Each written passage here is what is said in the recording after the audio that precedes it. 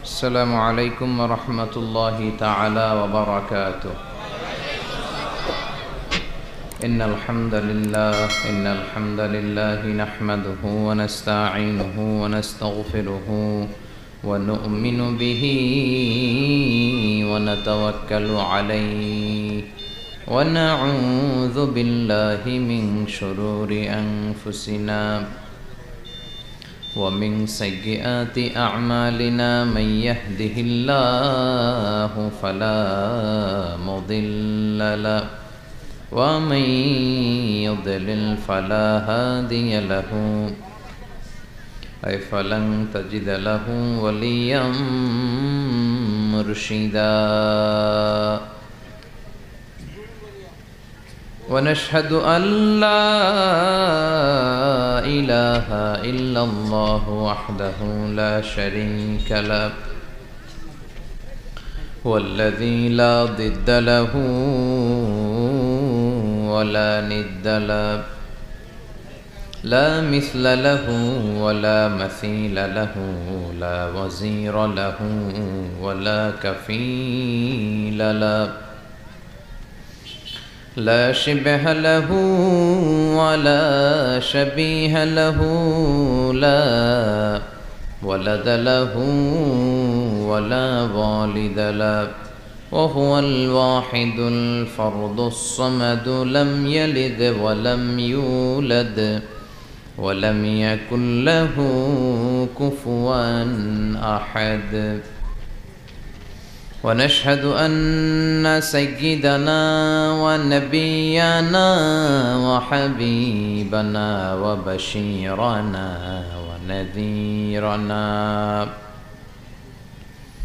وطبيبنا وطبيب أرواحنا وحبيبنا وحبيب ربنا محمدًا عبد الله ورسوله أرسله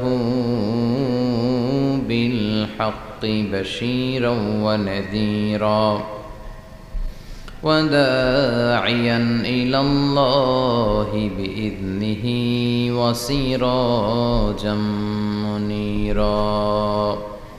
أما بعد فقد قال الله تعالى في كلامه المجيد وفي فرقانه الحميد. أعوذ بالله من الشيطان الرجيم. بسم الله الرحمن الرحيم. والضحى والليل إذا سجى ما ودعك ربك وما قلى وللآخرة خير لك من الأولى ولسوف يعطيك ربك فترضى.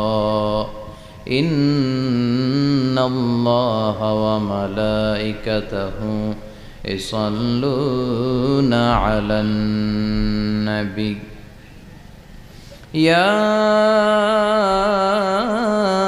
أيها الذين آمنوا صلوا عليه وسلموا تسليما. اللهم صل على محمد وعلى آل محمد كما صليت على إبراهيم وعلى آل إبراهيم إنك حميد مجيد. اللهم بارك على محمد وعلى آل محمد كما باركت على إبراهيم وعلى آل إبراهيم إنك حميد مجيد. সকল প্রশংসার মালিককে, সে আল্লাহর জন্য পড়ছি আলহামদুলিল্লাহ। সবাই পড়ি রব্বানা লাকাল হামদ হামদান কাসীরান তাইয়িবান মুবারাকান ফীহি ইয়া রাব্বি লাকাল হামদু কামা ইয়ানবাগি লিজালালি ওয়াজহিকা ওয়া আযীমি সুলতানিকা লাকাল হামদু বিল ঈমান লাকাল হামদু বিল ইসলাম লাকাল হামদু বিল কোরআন।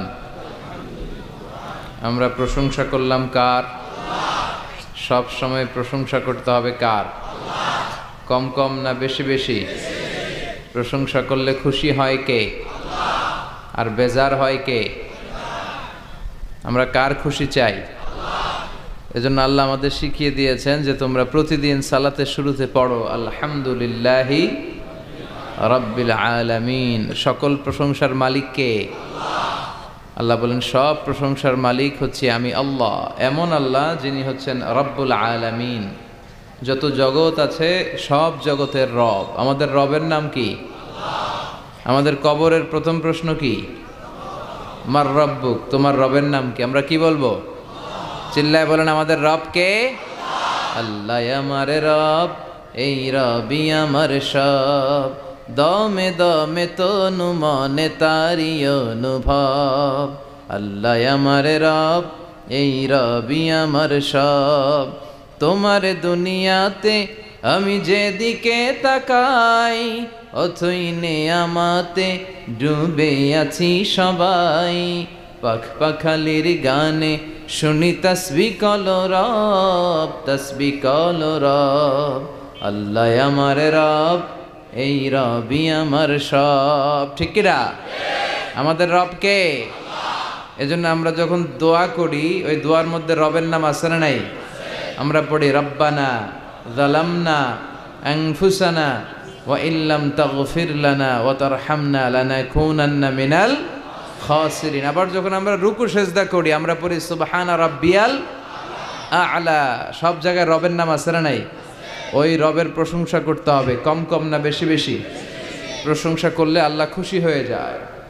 আল্লাহ বলেন লা ইন শাকারতুম লা আযীদান্নাকুম ওয়া লা ইন কাফারতুম ইন্না আযাবি লাশাদীদ।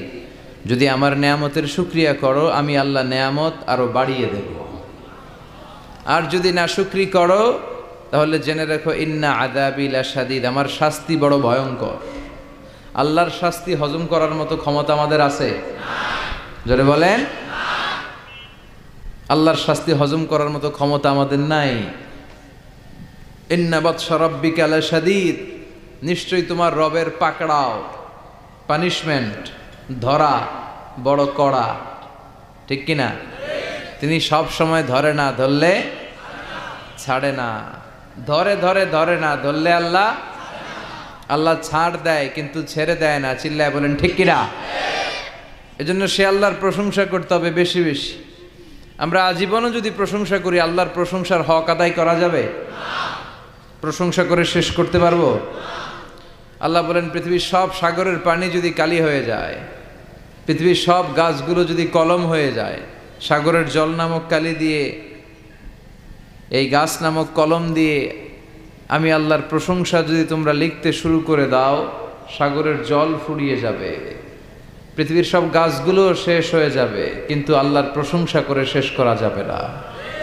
সাগরের জলকে কালি করে গাছের পাতাকে খাতা করে তোমার মহিমা লেখা শেষ হবে না, যদিও লিখি প্রভু জীবন ভরে।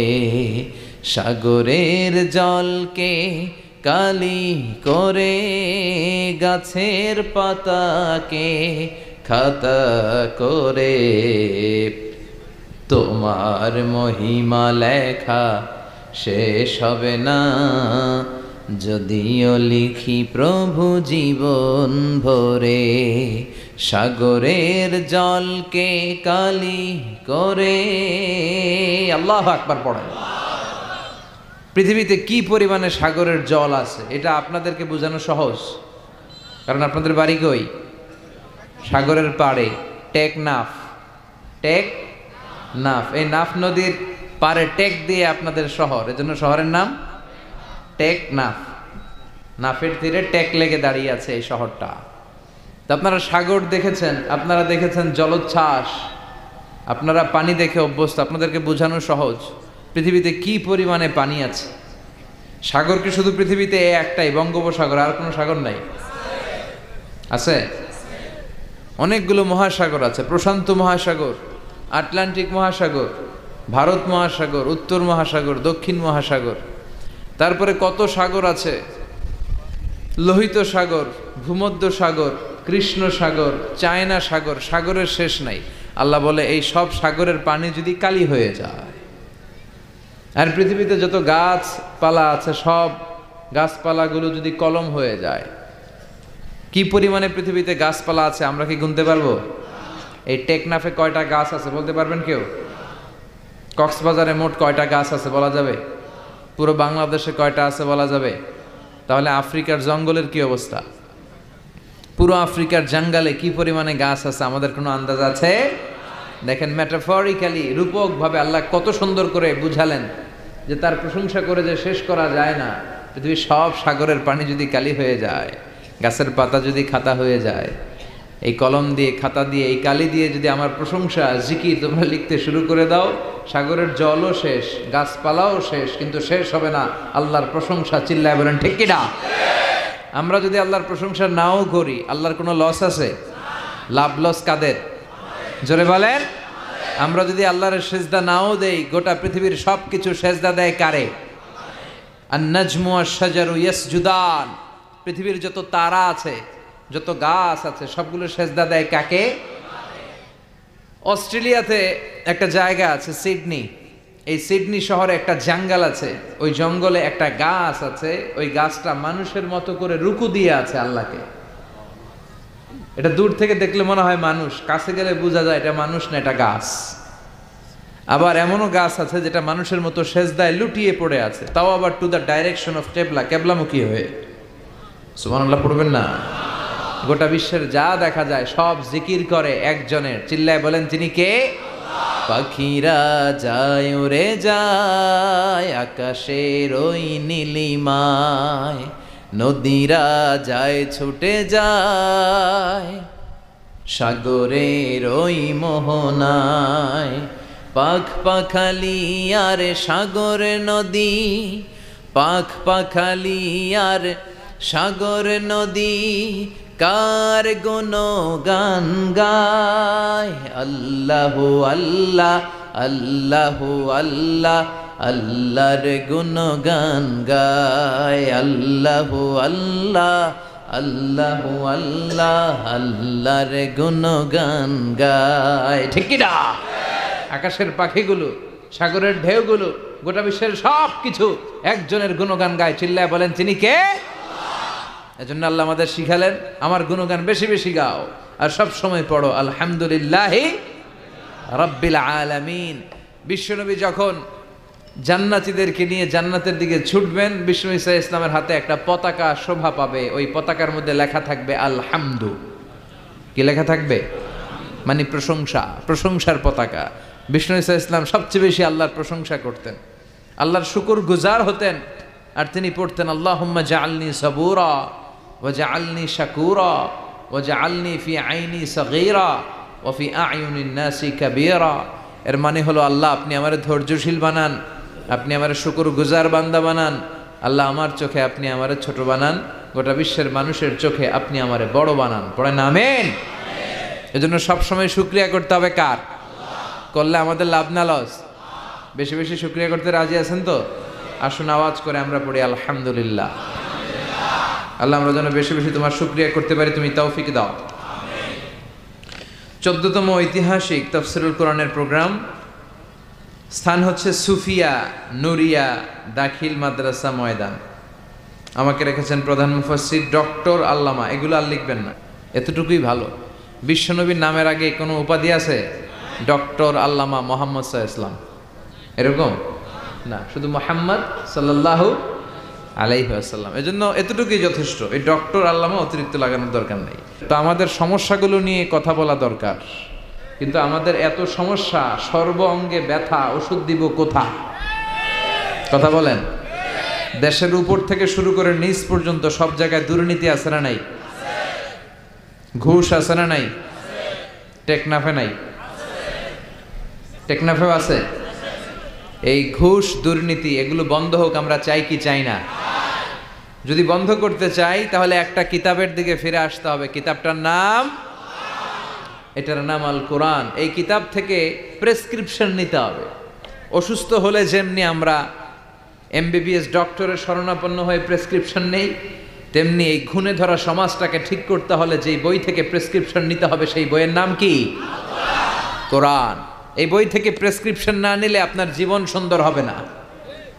এই বই থেকে প্রেসক্রিপশন না নিলে আপনার ফ্যামিলি সুন্দর হবে না। এই বই থেকে প্রেসক্রিপশন না নিলে আপনার সমাজ সুন্দর হবে না। এই বই থেকে প্রেসক্রিপশন না নিলে শুধু দুদক, দুর্নীতি দমন কমিশন দিয়ে দুর্নীতি বন্ধ করা যাবে না। এই বই থেকে প্রেসক্রিপশন নিতে হবে। যতদিন এই বই থেকে আমরা প্রেসক্রিপশন না নেই, এই ঘুণে ধরা সমাজকে ঠিক করা যাবে না। সমাজের অসঙ্গতি, টেন্ডারবাজি, চাঁদাবাজি, হত্যা, গুম এগুলো বন্ধ করা যাবে না। চিৎকার করে বলেন ঠিক কিনা? কারণ this book is a problem solving methodology. এই বইটা সব ধরনের সমস্যার সমাধান করে দেয়। আমাদের জীবনে সমস্যা আছে না নাই? যখনই সমস্যায় পড়বেন যে বইটা খুলবেন বইটার নাম সমাধান আছে না নাই? সমাধান চাও যদি জীবনে, মরণে ফিরে যাও, খুঁজে নাও চোখ রাখো কোরআনে। ঠিক কিনা? চোখ রাখবেন কই? না টিভির পর্দায়, জি বাংলার পর্দায়, স্টার জলসা, কিরণমালা? চোখ রাখতে হবে কোথায়? সমাধান চাও যদি জীবনে, মরণে ফিরে যাও, খুঁজে নাও চোখ রাখো কোরআনে। ঠিক কিনা? তাহলে কোরআনের সাথে আমাদের অ্যাটাচমেন্ট বাড়াতে হবে, সম্পর্ক বাড়াতে হবে। এই কিতাব এমন কিতাব, এই কিতাবের একটা অক্ষর বললে 10টা নেকি আমলনামায় দেয় কে? এই কিতাবের এক একটা আয়াত আপনি পড়বেন, আপনার জান্নাতের বিল্ডিংকে এক এক তলা লম্বা করে দিবে কে? এই কিতাব এমন কিতাব, এই কিতাব পড়লে সওয়াব, ধরলে সওয়াব, এই কিতাবের জন্য মরলেও সওয়াব। কথা বলেন। এই জন্য এই কিতাবের সাথে সম্পর্ক বাড়াতে হবে। প্রতিদিন যেন কিছু না কিছু পড়ি এই কিতাব থেকে, কিছু না কিছু যেন তেলাওয়াত করি। বিশ্বনবী সাল্লাল্লাহু আলাইহি ওয়াসাল্লাম বলেন, ইকরাউ আল কুরআন ফাইন্নাহু ইয়াতি ইয়াউমাল কিয়ামাতি শাফিআন লিআসহাবি। তোমরা বেশি বেশি কোরআন তেলাওয়াত করো, কারণ এই কোরআনের তেলাওয়াত কিয়ামতের দিন তোমার জন্য সুপারিশকারী হয়ে কাজে লাগবে। কোরআন পড়বেন তো? বাচ্চাদেরকে পড়াবেন তো? ছোটবেলায় আমরা মক্তবে যেতাম, তারপর নুরানি মাদ্রাসা এগুলোতে যেতাম। আপনাদের এলাকায় মক্তব আছে তো? মক্তবে পাঠাবেন, বাচ্চাগুলোরে মক্তবে পাঠাবেন। সে কোরআন শিখবে, সে আল্লাহওয়ালা হবে। যে ছেলেগুলো কোরআন পড়ে এই ছেলেগুলো বেয়াদব হয় না। এই ছেলেগুলো কোনোদিন টেন্ডারবাজ আর চাঁদাবাজ হবে না। এই ছেলেগুলো দেশপ্রেমিক হবে, আল্লাহওয়ালা হবে, দেশের দশের কাজে লাগবে। ঠিক কিনা? আর যদি কোরআন না পড়ে তাহলে দেশের 12টা বাজাবে, দুর্নীতি করে দেশটারে জাহান্নামের আড্ডাখানা বানাবে। সংসদে যে ইসলামকে গালি দিবে আর ইসলামের নাম দিবে মোল্লাতন্ত্র, চিল্লায় বলেন ঠিক কিনা? এজন্য কোরআনের সাথে সম্পর্ক বাড়ানোর দরকার। কোরআন আমাদেরকে শিক্ষিত হতে বলে, সভ্য হতে বলে, সিভিলাইজড হতে বলে। কোরআনের প্রথম কথা হচ্ছে পড়ো। কোরআনের প্রথম কথা কি? ইকরা বিসমি রাব্বিকাল্লাযী খালাক। Read in the name of your Lord who has created. পড়ো তোমার প্রভুর নামে যিনি তোমায় তৈরি করেছেন।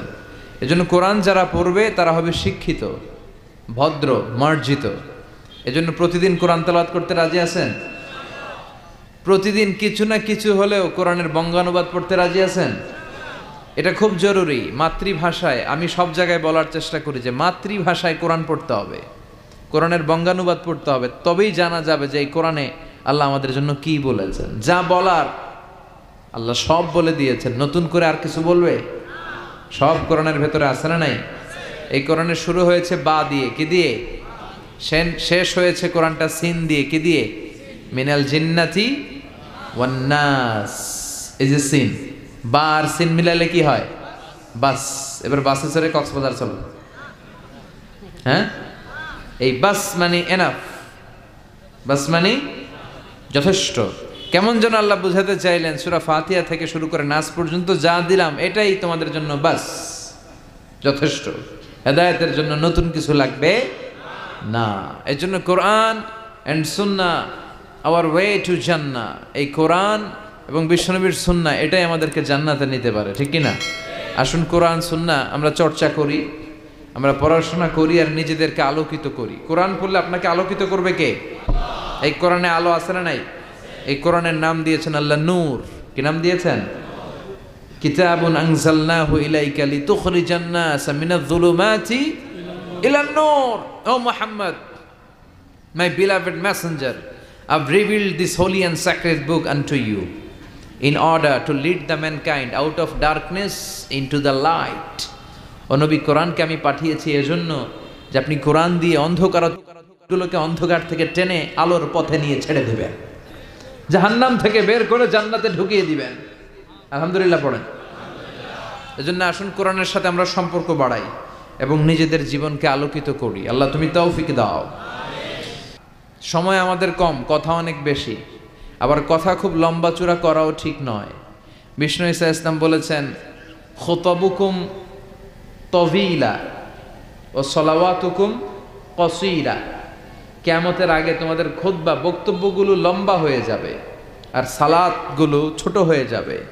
One of the minor sign before the day of judgment, your Islamic lectures will be very longer, and your offering salah 5 times a day will be very shorter. কিয়ামতের আগে বক্তব্য হবে লম্বা চূড়া, কিন্তু নামাজ হবে খাটো খাটো। কথা কন, আছে না নাই? এখন বক্তব্য শুরু হইলে লোকজন উঠতে চায় না, কয় হুজুর আরো করেন। ওয়াজ অনেক টেস্ট লাগে, নামাজ টেস্ট লাগে না। আছে না নাই? উল্টা হয়ে গেল। বক্তব্য হবে ছোটখাটো, অল্প সময়ের নাসিহাত, এটা ভালো। আর সালাতে যখন দাঁড়াবেন লম্বা সালাত পড়বেন। বিষ্ণু ঈসা ইসলাম যখন সালাতে দাঁড়াতেন, তিনি হাত বেঁধে নামাজ পড়তে পড়তে তাহাজ্জুদের সালাতে হাত ব্যথা হয়ে যেত, তখন বিষ্ণুনবী হাত ছেড়ে দিতেন। সুবহানাল্লাহ পড়েন। আবার যখন এনার্জি ফিরে পেতেন, শক্তি ফিরে পেতেন, আবার হাত বাঁধতেন, আবার খারাপ লাগলে ছেড়ে দিতেন। তার মানে হাত ছেড়ে দিল নামাজ হয়, ঠিক কিনা?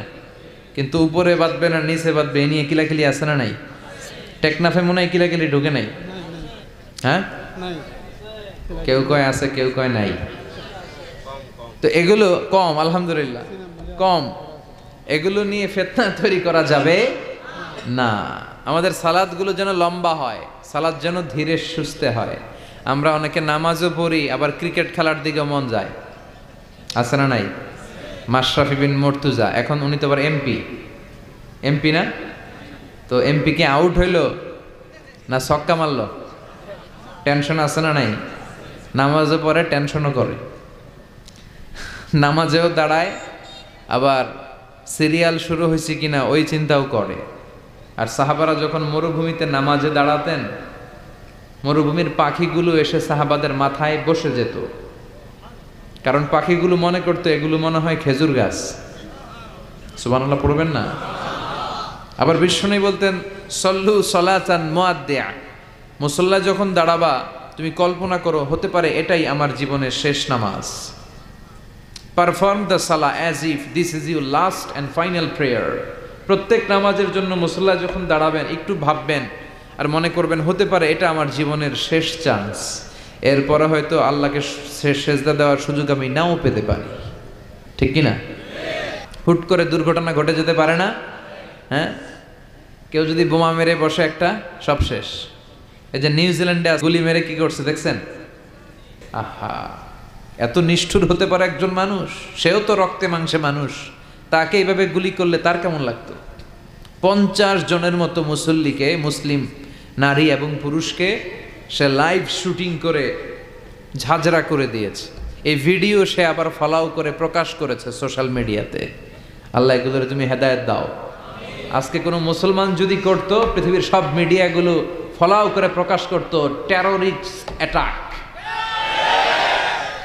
আর খ্রিস্টানরা যদি এই কাজ করে, কয় মানসিক রোগী। কি কয়? কয় হেতে পাগল।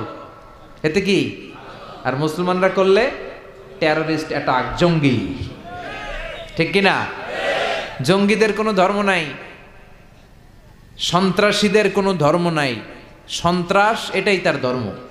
কথা বলেন। ভিডিও গেমস খেললে যেভাবে মারে, ছোট বাচ্চারা যে ভিডিও গেমস খেলে সে এইভাবে আমাদের ভাই বোনদেরকে মেরেছে। যারা এখানে প্রাণ হারালো, আল্লাহ তুমি তাদেরকে শাহাদাতের সর্বোচ্চ মর্যাদা নসিব করো। দেখেন গোটা বিশ্বব্যাপী এখন কি বলে এই লোকের ব্যাপারে। আজকে মুসলমান করলে গোটা বিশ্ব কেঁপে যেত। মুসলমানদের রক্তের এখন কোনো দাম নাই। একটা কুকুরের দাম আছে কিন্তু মুসলমানের দাম নাই। চিল্লা এখন ঠিক কিনা? আমাদেরকে গোটা বিশ্বব্যাপী মারে, অত্যাচারের স্টিম রোলার, কিন্তু আমাদের পক্ষে কেউ যে একটা ধমকি দিবে এমন কোন নেতা আমাদের নয়। এক রিসেপ তাইয়েব এরদোগান, সে গোটা মুসলিম বিশ্বের জন্য চেষ্টা করে যাচ্ছে, কিন্তু ওর পিছনেও শত্রু আছে না নাই? ওর পিছনেও টিকটিকির অভাব নাই। কথা কন। আমাদের কোনো কম্বাইন্ড মিলিটারি নাই। 50টারও বেশি মুসলিম দেশ, আমাদের একটা যৌথ সেনাবাহিনীর দরকার ছিল কি ছিল না? আমাদের যদি যৌথ একটা মিলিটারি থাকতো, পৃথিবীর কোথাও মুসলমানরা আক্রান্ত হলে, কেউ এসে আক্রমণ করলে আমাদের মিলিটারি সেখানে যে প্রতিরোধ করে তুলতো। চিল্লা এখন ঠিক কিনা? লিডারশিপ নাই, সেন্ট্রাল লিডারশিপ নাই, আমাদের কেন্দ্রীয় কোনো মিলিটারি নাই। গোটা বিশ্বব্যাপী আমরা মার খাই। উই আর ওয়েটিং ফর আল ইমাম আল মাহাদি। ইমাম মাহাদি আসার আগ পর্যন্ত কেউ আমাদেরকে একত্রিত করতে পারবে না। সম্মানিত ভাইয়েরা, বলছিলাম কোরআন এমন একটা কিতাব যে কিতাব অন্ধকার থেকে মানুষকে আলোর দিকে নেয়। ঠিক কিনা? আলোর দিকে নেয়। আর বক্তব্য হওয়া উচিত খাটো, সালাত হওয়া উচিত লম্বা। সাহাবারা যখন সালাত পড়তেন, পাখি এসে মাথায় বসতো, আর পাখি কি মনে করত? এটা খেজুর গাছ। সাইয়েদনা আলী রাদিয়াল্লাহু তাআলা আনহুর পায়ের ভেতরে তীর ঢুকেছে, যুদ্ধে জখম হয়েছে, উনি তীর বের করতে পারে না। তীর ধরে টান দিলে উনি চিৎকার মারে। বিশ্বনবী বললেন, আকিমিস সালাহ আরিহনা বিসসালাহ ইয়া বেলাল, বেলাল ইকামত দাও। আরেক সাহাবীকে বললেন, তুমি লুকিয়ে আমরা যখন নামাজ পড়ব, তুমি আমার মেয়ের জামাই আলীর পা থেকে টেনে তীর বের করবে। বিষ্ণু যা বললেন সে তাই করলো। নামাজ চলা অবস্থায় সাইয়েদনা আলীর পায়ের কাছে যে টেনে তীর বের করেছে, ফিনকি দিয়ে রক্ত বেরিয়েছে, কিন্তু সাইয়েদনা আলী টের পায় না। উনিও নামাজ পড়ে, আমরাও নামাজ পড়ি। আমাদের নামাজের মধ্যে কোনো খুশু নাই, খুদু নাই। আল্লাহ বলেন, ক্বাদ আফলাহাল মুমিনুন আল্লাযীনা হুম ফি সালাতিহিম খাশিউন। Successful indeed are the believers who offer their 5 times salah with full of solemnity and submission. সফল তারা, ঈমান এনেছে যারা। তবে ওই মুমিন যারা নামাজে যখন দাঁড়ায় তাদের অন্তরে ভয় থাকে কার? কিন্তু আমাদের নামাজে তাড়াহুড়ো আছে না নাই? অনেকে দেখবেন যে রুকু থেকে সোজা হয়ে দাঁড়ানো এটা ওয়াজিব। অনেকে রুকু থেকে কোনো রকম মাথা তুলে সেজদায় দৌড় মারে। 2 সেজদার মাঝখানে ধীরস্থিরভাবে বসা ওয়াজিব। অনেকে একটা সেজদা দিয়ে কোনো রকম মাথা তুলে আরেক সেজদায় দৌড় মারে। আছে না নাই? টেকনাফে বোধহয় এগুলো নাই।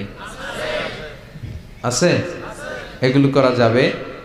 ধীরস্থিরভাবে বিশ্বনবী সালাত পড়তে বলেছেন। এমনকি একামত দিয়েছে, জামাত শুরু হয়েছে, ওই জামাত ধরার জন্য দৌড়িয়ে যে নামাজ পড়া যাবে। No rushing in salah, no hastiness in salah. সালাতে তাড়াহুড়ো নাই, সালাতে আছে ধীরস্থিরতা, রিল্যাক্স। সালাত মানে কি? রিল্যাক্স করবেন আপনি, আরামসে দাঁড়াবেন, আরামসে রুকু করবেন। বিষ্ণু বলেছেন, ইদা উকিমাতিস সালাহ, যখন নামাজের একামত হয়ে যায়, ফালা তাআতুহা তাসআউন, তোমরা দৌড়ে দৌড়ে সালাতে যেও না। ওয়া আতুহা তামশুন, হেঁটে হেঁটে যাবা। একামত হয়েছে, দৌড় দিবা না, হেঁটে হেঁটে। ফামা আদরাকতুম ফাসাল্লু, যতটুকু যে পাবে ততটুকু পড়বে। ওমা ফাতাকুম ফাআতিমু, যেটা ছুটে যাবে পরে নিজে নিজে পড়বে। কবুল করে নেবে কে? তা আমাদের অনেকে আছে, নামাজ শুরু হয়েছে, উনি অজু করতেছে, উনি টের পাচ্ছে কিছুক্ষণ পরে ইমাম সাহেব আল্লাহু আকবার বলে রুকুতে যাবে, আর রুকু ধরার জন্য অনেকে দেয় দৌড়। আছে না নাই? টাইলসের মসজিদে অনেকে দেয় দৌড়। এক লোক দৌড় দিছে, উল্টায় পড়ছে, লুঙ্গি একদিকে, মুসল্লি আরেকদিকে। টাইলসের মসজিদে অজু করে দৌড় দিবেন না, খবরদার। অজু করে পিচ্ছিল পা থাকে, আস্তে আস্তে যাবেন, না হলে দুর্ঘটনা ঘটে যাবে। দেখেন, বিশ্বনবীর সুন্নাহ আছে যেখানে বরকত আছে, সুন্নাহ নাই যেখানে বিপদ আছে। এজন্য সালাতগুলো যেন ধীর স্থিরভাবে হয়। আবার সালাতের পরে তাসবিহ পড়ে না লোকজন, নামাজের পরে কি পড়া সুন্নাত? তাসবিহ। কিন্তু আমরা নামাজের পরে মুনাজাত দেওয়া সুন্নাত বানাই ফেলছি, আছে না নাই? আসসালামু আলাইকুম ওয়া রাহমাতুল্লাহ, আসসালামু আলাইকুম, আল্লাহুম্মা আমিন ইয়া আরহামার রাহিমিন, আছে না? তুমি কি বললো আমিন ইয়া আরহামার রাহিমিন, এটা কি দোয়া? দোয়া করা সুন্নাহ, হাত তুলেও করতে পারেন, হাত তোলা ছাড়াও করতে পারেন, এটা জায়েজ আছে। কিন্তু সালাম ফিরানোর পরে বিশ্বনবী দোয়া করতেন না তাসবিহ পড়তেন? তাসবিহ পড়ে না, এই তাসবিহগুলো পড়ে না, সুন্নাত পড়ে দৌড়।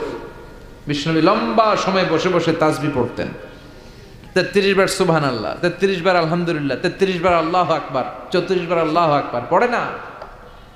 আবার বিশ্বনবী ফরজ সালাতের পরে আয়াতুল কুরসি পড়তেন। বিশ্বনবী বলতেন, মান ক্বারাআ আয়াতুল কুরসি দুবুরা কুল্লি সালাতিন মাকতুবা লাম ইয়ামনাহু মিন দুখুলিল জান্নাতি ইল্লাল মাউত। প্রত্যেক ফরজ সালাতের পরে যে আয়াতুল কুরসি পড়বে তার জান্নাতে যেতে কোনো কিছুই বাধা দিতে পারবে না, একটা জিনিস ছাড়া, সেটা হলো মরণ। লোকটা মরে না, তাই জান্নাতে যায় না, মরলেই জান্নাতি। এত দামি ইবাদত তাসবিহ ছাড়া যাবে? কথা বলে। এজন্য ফরজ সালাতের পরে আমরা আয়াতুল কুরসি পড়ব। কি পড়ব? রাজি আছেন সবাই? এজন্য সালাতের জন্য আমরা মনোযোগী হই, আমরা যেন ধীরস্থিরভাবে সালাত করতে পারি। কারণ আউয়ালু মা ইউহাসাবু বিহিল আবদু ইয়াউমাল কিয়ামাতি আস-সালাহ। কিয়ামতের দিন সর্বপ্রথম আমাদের যে হিসাবটা আল্লাহ নেবেন সেটা হচ্ছে সালাতের হিসাব। আওয়াজ করে বলেন তো কিসের হিসাব?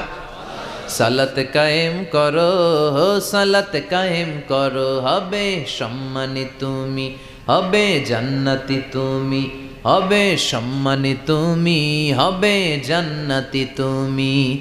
দিবে কাল হাসরে শীতল ছায়া আরশে আজিম, রাব্বিয়াল আলা রাব্বিয়াল আযীম। আলহামদুলিল্লাহ পড়েন। এজন্য সালাত যেন হয় আমাদের নিত্য সঙ্গী, আর সালাত যেন আমরা ধীরস্থিরভাবে পড়তে পারি। আল্লাহ তুমি তৌফিক দাও। আমি আপনাদের খেদমতে আমার খুতবার শুরুতে সূরাতু আদ-দুহা থেকে কয়েকটা আয়াত তেলাওয়াত করেছি, যে সূরাটা আমাদের অনেকেরই মুখস্থ, আছে না? সূরা দোহা মুখস্থ আছে না? এই সূরাতুদ দুহাতে আল্লাহ তাআলা আমাদের জন্য কি শিক্ষা রাখলেন, কি মেসেজ আমাদেরকে দিতে চাইলেন, এটা নিয়ে আজকে আমরা অল্প কিছু সময় কথা শুনবো। সবাই পড়ে ইনশাআল্লাহ। শেষ পর্যন্ত আপনারা থাকবেন তো? চলে যাবেন না? চলে যাবেন কে কে দেখি তো, হাত তোলেন। কেউ যাবেন না? ইনশাআল্লাহ পড়েন। তাহলে কথা দিলেন কিন্তু শেষ পর্যন্ত থাকবেন? থাকবেন? আচ্ছা, আমরা একসাথে বিদায় নিব। আর আজকে আমার এই বছরের শেষ মাহফিল। এই যে গত কয়েক মাস ধরে যে প্রোগ্রাম করতেছি, তাফসির প্রোগ্রাম, আপনাদের টেকনাফির প্রোগ্রামের মধ্যে দিয়ে আমার প্রোগ্রাম শেষ। তো এই জন্য আসুন আমরা সূরাতু আদ-দুহা, এই সূরার ভেতরে আল্লাহ তাআলা আমাদেরকে কি মেসেজ দিতে চাইলেন, তথ্য উপাত্ত দিতে চাইলেন, শিক্ষা আমাদের জন্য রাখলেন, আমরা দেখার চেষ্টা করি। সূরাতু আদ-দুহা এটা কোরআনের একটা মোটিভেশনাল সূরা, অনুপ্রেরণাদায়ক সূরা। আমরা অনেকে হতাশায় ভুগে থাকি, এজন্য আল্লাহ হতাশ মানুষদের জন্য এই সূরাটা নাজিল করলেন। সুবহানাল্লাহ পড়েন। এই পুরো সূরা জুড়ে আল্লাহ তাআলা বিশ্বনবীর ব্যাপারে অনেক কথা বলেছেন, বিশ্বনবীকে সান্ত্বনা দিয়েছেন। শুরুতেই আমরা জেনে নেই এই সূরার সেন্ট্রাল থিম বা কেন্দ্রীয় আলোচ্য বিষয় কি। এই সূরার কেন্দ্রীয় আলোচ্য বিষয় হচ্ছে হতাশ হওয়া যাবে না। মুমিন কখনো হতাশ হয়? ভরসা রাখে কার উপর? লা তাইআসু মির রাউহিল্লাহ ইন্নাহু লা ইয়াইআসু মির রাউহিল্লাহি ইল্লাল কওমুল কাফিরুন। তোমরা নিরাশ হয়ে যেও না, হতাশ হবে না। কাফেররা, মুশরিকরা, নাস্তিকরা ছাড়া কেউ হতাশ হয় না। মুমিনরা কখনো নিরাশ হয় না, কারণ মুমিনের ভরসার আর আশার একটা জায়গা আছে না নাই? মুমিনের আশার জায়গাটার নাম কি? চিল্লায় বলেন। আমরা বিপদে পড়লে বিপদ থেকে মুক্ত করে কে? অসুস্থ হলে সুস্থ করে কে? কেউ যেটা পারে না পারে কে? কেউ যেটা দেখে না দেখে কে? কেউ যেটা দেয় না দেয় কে? সে আল্লাহ বললেন এই সূরার ভেতরে আমি তোমাদের জন্য অনুপ্রেরণা রেখেছি। এই সূরার কেন্দ্রীয় কথা হচ্ছে হতাশ হবে না, নিরাশ হবে না, হাল ছেড়ে দিও না, ভরসা রাখো কার উপর? চিল্লায় বলেন কার উপর? মুমিন কখনো হতাশ হয়? Every time You feel like you cannot go on. You feel so lost that you are so alone. Don't despair and never lose hope, 'cause Allah is always by your side. Insha'Allah, Insha'Allah, Insha'Allah, you will find your way. Insha'Allah, Insha'Allah, Insha'Allah, you will find your way. Every time you feel like you cannot go on, you feel so lost that you are so alone. Don't despair and never lose hope, 'cause Allah is always by your side. Insha'Allah, Insha'Allah, পড়েন, Insha'Allah, you will find your way. Insha'Allah, Insha'Allah, Insha'Allah, you will find your way. আলহামদুলিল্লাহ পড়েন। Never lose hope, আশা ছেড়ে দিও না, ভরসা রাখো একজনের উপর, তিনি কে? You will find your way, তুমি তোমার রাস্তা খুঁজে পাবে, আর তোমাকে রাস্তা দেখাবে কে? এই সূরাটা যারা হতাশ তাদের জন্য আশার আলো হয়ে, আশার মশাল হয়ে জ্বলতে থাকবে কিয়ামত পর্যন্ত, ঠিক কিনা?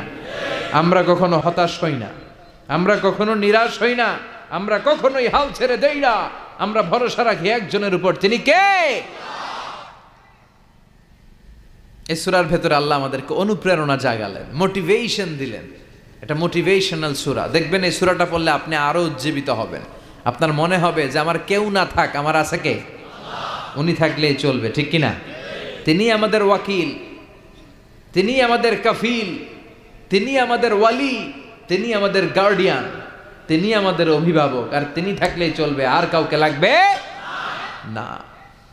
এই সূরাটা নাজিলের একটা ব্যাকগ্রাউন্ড আছে, শুনবেন? শানে নজুল, কোন প্রেক্ষাপটে এই সূরাটা নাজিল হলো, তাফসির বোঝার আগে আগে ওইটা জানার দরকার আছে না নাই? এটা মাক্কি সূরা। এই সূরাটা কি সূরা? মাক্কি সূরা। মক্কায় যখন বিশ্বনবীর কাছে কোরআনের আয়াত নাজিল হতে লাগলো, বিশ্বনবী এই আয়াতগুলো মানুষের কাছে পৌঁছে দিতে লাগলেন, শেয়ার করতে লাগলেন। যাই নাজিল হয় বিশ্বনবী শেয়ার করে, সকালে নাজিল হলে শেয়ার করে, দুপুরে নাজিল হলে শেয়ার করে, রাতে নাজিল হলে শেয়ার করে। কিন্তু হঠাৎ করে কোরআন নাজিল হওয়া বন্ধ হয়ে গেল। বন্ধ করে দিলেন কে? এখন কোনো আয়াত নাজিল হয় না, বিশ্বনবী শেয়ার করতেও পারে না, বিশ্বনবী চুপচাপ, কারণ বিশ্বনবী মন গড়া কিছু বলেন না। আল্লাহ বলেন, ইয়া আইয়ুহার রাসূল বাল্লিগ মা উনজিলা ইলাইক, যা নাজিল হয় আপনি পৌঁছে দেন। বিশ্বনবী পৌঁছে দিতেন, কিন্তু এখন আর নাজিল হয় না। বিশ্বনবী কোরআনের আয়াত নাজিল করা বন্ধ করে দিলেন। বিশ্বনবী বিপদে পড়ে গেলেন। বিশ্বনবী মনে মনে ভাবলেন, কি রে, আয়াত নাজিল হয় না কেন? কোনো বর্ণনায় এসেছে 1 মাস, কোনো বর্ণনায় এসেছে 3 মাস, কোনো বর্ণনায় এসেছে 6 মাস বিশ্বনবীর কাছে কোরআনের একটা আয়াতও নাজিল হয় নাই। এই অবস্থা দেখে কাফির মুশরিকরা হাসাহাসি শুরু করে দিল। তারা বলতে লাগলো, মুহাম্মদ, তোমার আল্লাহ তোমারে ভুলে গেছে, তোমার আল্লাহ তোমারে ছেড়ে দিয়েছে। তা না হলে তোমার কাছে কোরআনের আয়াত আসে না কেন? এতদিন তো খুবই পটর পটর করেছো, আয়াত আসলে আম করে শোনাইতে, এখন পারো না কেন? বিশ্বনবীর কাছে কোরআনের আয়াত আসে না। বিশ্বনবীর চাচি আবুল আহাবের স্ত্রী উম্মে জামিল বলতে শুরু করলো, মুহাম্মদ, তোমার শয়তান তোমার কাছে আসে না, আসে না। তিনি শয়তান দ্বারা সাইয়েদনা জিব্রাইলকে বুঝিয়েছেন যে মুহাম্মদ, তোমার কাছে জিব্রাইল আর আসে না, আল্লাহ তোমারে ভুলে গেছে। নাউজুবিল্লাহ পড়েন। এই পরিস্থিতিতে বিশ্বনবী খুব হতাশ হয়ে গেলেন, বিমর্ষ হয়ে গেলেন, আর মনে মনে ভাবলেন, কি রে, আসলেই কি আল্লাহ আমারে ভুলে গেল? আমার কোনো ভুল হচ্ছে না তো, আমি কোনো অন্যায় করি নাই তো, আল্লাহ কোরআনের আয়াত নাজিল করা বন্ধ করলো কেন? বিশ্বনবী হতাশ হলেন, বিশ্বনবী নিরাশ হলেন। বিশ্বনবীর হতাশা আর নিরাশাকে কাটিয়ে দেওয়ার জন্য এই সূরাটাকে নাজিল করলো কে? রব্বুল আলামিন তখনই নাজিল করে দিলেন আর বললেন, ওয়াদ-দুহা والليل إذا سجى ما ودعك ربك وما قلى وللآخرة خير لك من الأولى سبحان الله পড়ে আল্লাহ নাজিল করলেন ওয়াদ-দুহা দুহা মানে আলো দুহা মানে কি আলো আল্লাহ বললেন ওয়াদ-দুহা নবী আলোর শপথ ওয়াল-লাইলি ইযা সাজা আর অন্ধকারের শপথ মানে রাত্রির শপথ যখন রাত্রিটা নিঝুম হয় নিস্তব্ধ সুবহানাল্লাহ পড়ে আল্লাহ বললেন নবী আলোর শপথ ওয়াদ-দুহা আলো আলোর শপথ আশার আলো সম্ভাবনার আলো ও নবী আমি আলোর শপথ কাটলাম আল্লাহ তাআলা আলোর কসম কাটলেন আবার আল-লাইল দ্বারা অন্ধকারের কসম কাটলেন আর বোঝাতে চাইলেন নবী আলো আর অন্ধকার দুইটারই দরকার আছে ঠিক কি না সব সময় যদি আলো থাকে 24 ঘন্টায় যদি সূর্যের আলো থাকে ভালো লাগবে ঘুমানো যাবে আবার সব সময় যদি অন্ধকার থাকে তাহলে দিনের বেলা কাজ করা যাবে তার মানে আলোরও যেমনি দরকার অন্ধকারেরও দরকার আছে না নাই আলো দ্বারা রব্বুল আলামিন ওহীর আগমনকে বুঝালেন অন্ধকার দ্বারা রব্বুল আলামিন ওহীর অনুপস্থিতিকে বুঝালেন আর বুঝাতে চাইলেন নবী যেমনি সব সময় আলো থাকলে ভাল লাগে না মাঝে মাঝে অন্ধকারের দরকার তেমনি সব সময় ওহী নাজিল করলে আপনার পক্ষে এটা মেনে নেওয়া সহ্য হবে না তাই মাঝে মাঝে ওহী বন্ধ রেখে আপনাকে একটু বিশ্রামও দেয়া দরকার সুবহানাল্লাহ ও নবী আমি তো ইচ্ছা করে ওহী নাজিল বন্ধ রেখে দিয়েছি কারণ সব সময় ওহী রিসিভ করা এটা আপনার জন্য কষ্ট হয়ে যাবে সব সময় ওহী আসলে এই কোরআনকে রিসিভ করতে করতে আপনি দুর্বল হয়ে যাবেন কারণ কোরআন তো সাধারণ কোনো কথা নয় এটা কার কথা এই কোরআনের বাণীগুলো কার সূর্যের আলোর যেমনি তেজ আছে কোরআনেরও তেজ আছে না নাই সূর্যের ভেতরে যেমনি কিরণ আছে কোরআনের ভেতরে কিরণ আছে না নাই আল্লাহ বললেন লাউ আনজালনা هذا القرآن على جبل لرأيته خاشعا متصدعا من خشية الله ও নবী কোরআনকে মানুষের উপর নাজিল না করে বিশাল বিশাল বড় বড় পাহাড়ের উপর যদি আমি নাজিল করতাম আপনি দেখতেন কোরআনের ভায়ার ভরে পাহাড় বড় বড় পাহাড়গুলো ভেঙে ভেঙে চূর্ণ বিচূর্ণ হয়ে খান খান হয়ে গিয়েছে গো নবী সুবহানাল্লাহ পড়ে এটা সাধারণ কিতাব নয় এটা পাওয়ারফুল কিতাব এই আয়াতের ওহীর একটা পাওয়ার আছে কোরআন রিসিভ করতে বিশ্বনবীর যে কত কষ্ট হয়েছে বুখারীর বর্ণনা মা আয়েশা বলেন প্রচন্ড শীতের রাতে কিসের রাতে শীতের রাতে যখন বিশ্বনবীর কাছে কোরআনের আয়াত নাজিল হতো মা আয়েশা বলেন আমরা কম্বল গায়ে দিয়ে রাখতাম শীতে আর বিশ্বনবী ওই শীতের রাতে কোরআনের আয়াত নাজিল হওয়ার কারণে ঘামতে ঘামতে ঘর্মাক্ত হয়ে একাকার হয়ে যেতেন বিশ্বনবী দাড়ি আর থুতনি বেয়ে লাইয়া তাফাসসাদু জাবিনুহু আরাকান থুতনি বেয়ে দাড়ি বেয়ে ঝরঝর করে ঘাম ঝরতো কোন ওটের পিঠের উপর বসে থাকা অবস্থায় যখন কোরআনের আয়াত নাজিল হতো ওটের বুকটা জমিনের মধ্যে লেগে যেত ঘোড়ায় চড়া অবস্থায় যখন বিশ্বনবীর উপর কোরআনের আয়াত নাজিল হতো ঘোড়ার পা গুলো জমিনের ভিতরে দেবে যেত মাঝে মাঝে বিশ্বনবী সাহাবীদের পায়ের উপরে রানের মধ্যে মাথা রেখে বিশ্রাম নিতেন আর ঘুমাতেন যায়েদ বিন হারিসা রাদিয়াল্লাহু তাআলা আনহু ওনার পায়ের মধ্যে একবার বিশ্বনবী মাথা রেখে